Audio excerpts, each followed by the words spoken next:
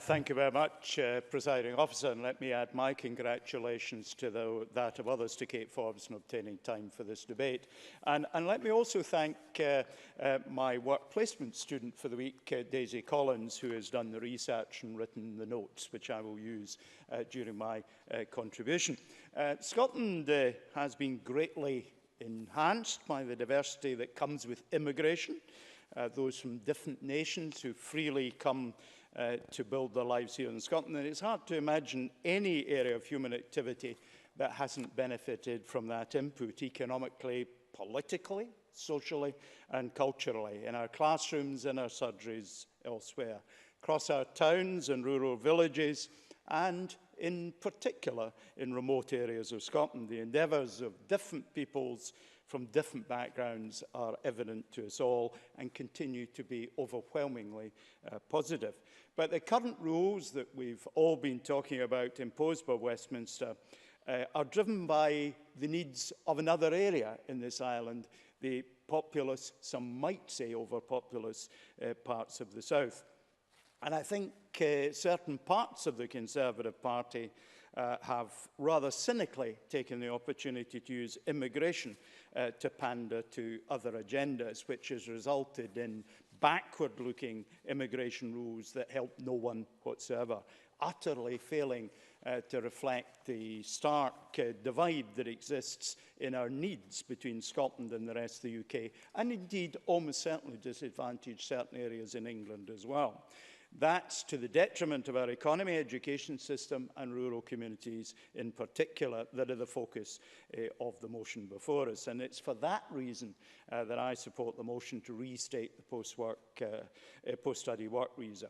We need a fair and robust system, one that's sensitive and intelligent and designed to support the requirements of all the countries of the UK. When in 2012 the coalition government decided to scrap the visa, our potential as a nation was fantastically weakened and all our futures affected by that. If we continue to support and allow barriers that are unnecessary, we all suffer short-term and long-term. We miss out in the enormous gene pool that comes from international students. And of course, in particular, it has a direct and very personal effect on the Brain family and other families. This is a bankrupt policy whose time has come for abolition. We are losing a well of talent. We want to accept people here who will train us, who will develop in our society. Otherwise, we get a brain drain.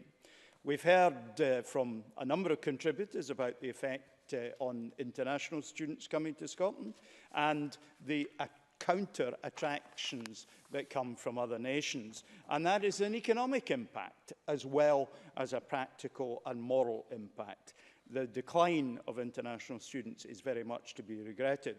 And historically, we've seen emigration from our rural communities, and this doesn't help. My family, like others, is represented in Canada, in the United States, in Australia, in New Zealand, in Sweden, in Denmark, and in other places, odd places even like the Lebanon. If we stop people coming here, the odds are we'll find it more difficult for our people to travel, and that helps no one. We've got to strengthen and enhance our economy and cultural diversity. This policy doesn't help us. The long-term effects of this are obvious and depressing. It's time that we use this as one of the levers to tackle depopulation of our rural communities. We need a sensible post-work visa system. The current arrangements simply don't work. Presiding Officer.